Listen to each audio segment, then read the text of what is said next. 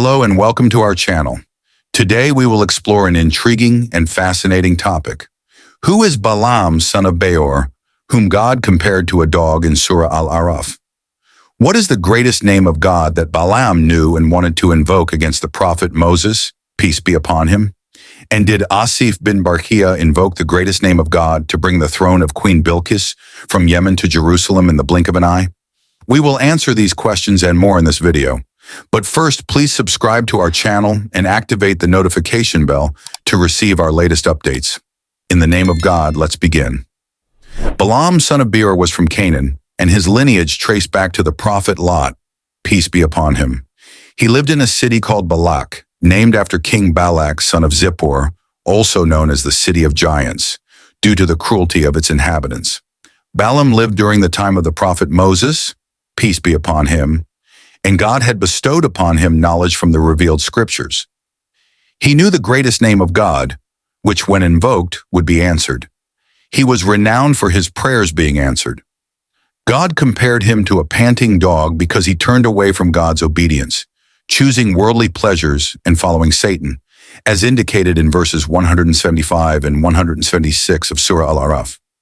Balaam's story is mentioned in the Bible and the Torah. It is said that the kingdom of Moab, with its capital city Dibon, currently in Jordan, entered into war with the Israelites during the last years of their wandering, shortly before Moses' death. The Israelites managed to defeat two kings ruling east of the Jordan River, which alarmed King Balak of Moab. He summoned Balaam, son of Beor, because his prayers were known to be answered. The king asked him to curse the Israelites to eliminate them and bring down God's wrath upon them. However, Balaam said he could not curse Moses because he was a prophet, accompanied by believers protected by angels, and he could only say what God commanded. The king did not give up and tempted Balaam with gifts, money, and a lavish feast with offerings.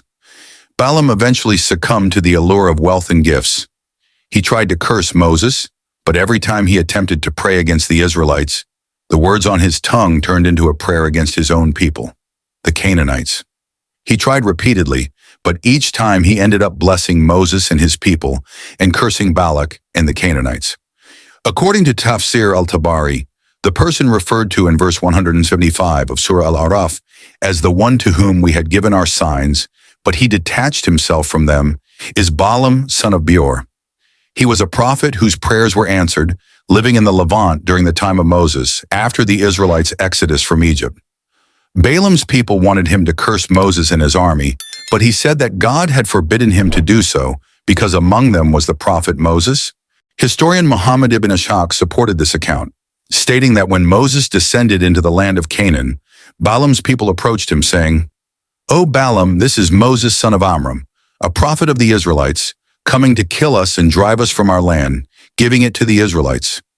We are your people, and you are a man whose prayers are answered, so curse him and save us from him." Balaam responded, "How can I curse the prophet of God, Moses, and his people?"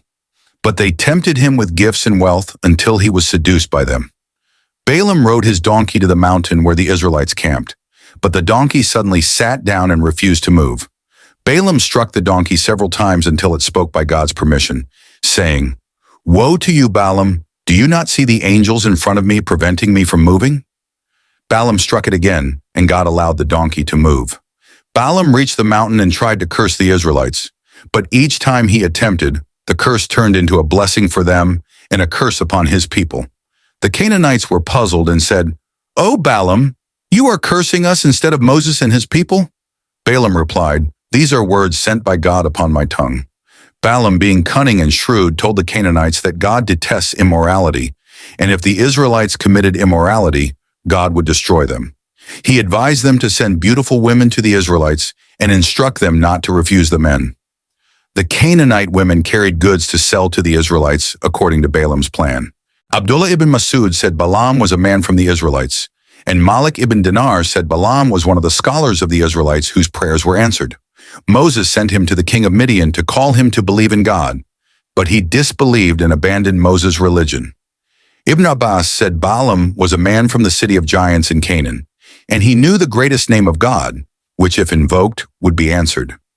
Ibn Kathir mentioned that Balaam, son of Beor, son of Shuham, son of Custam, son of Lot, son of Haran, son of Azar, lived in the village of Balka, knew the greatest name of God, but abandoned his faith. The Muslim scholars and commentators differed in identifying the greatest name of God that, if invoked, would be answered. Some said it is the name Allah, others said it is Al-Rab, the Lord, and some said it is Al-Hayy Al-Qayyum, the ever-living, the sustainer. In the story of Prophet Solomon, peace be upon him, when he asked the attendees of humans and jinn to bring him the throne of Bilqis, the one who had knowledge of the book said, "I will bring it to you before your glance returns to you." The throne of Bilqis, queen of Sheba, was large and magnificent, adorned with jewels and gold. Where did Bilqis live? In Sheba. Where is Sheba? In Yemen.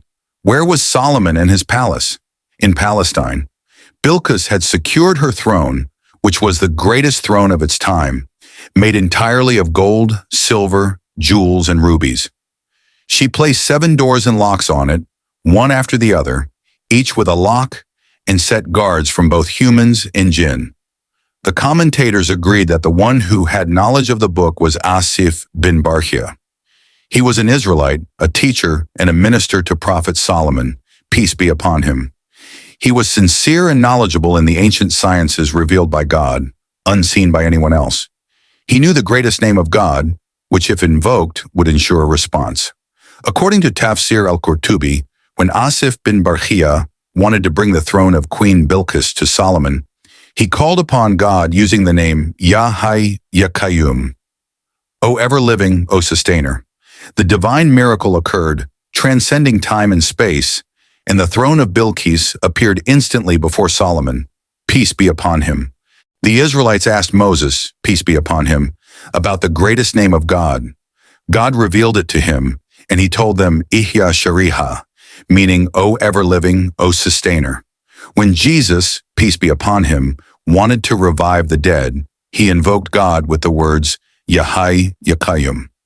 It is also mentioned in Tafsir al-Qurtubi that Aisha, may God be pleased with her, said the Prophet, peace and blessings be upon him, stated that the greatest name of God, which Asif bin Barchia used, is Ya Hayy Ya Qayyum, rendered in their language as Ihya Shariha in Hebrew or Syriac.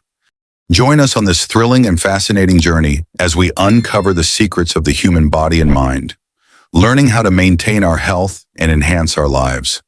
We look forward to seeing you in the next video and to a journey filled with discoveries and surprises.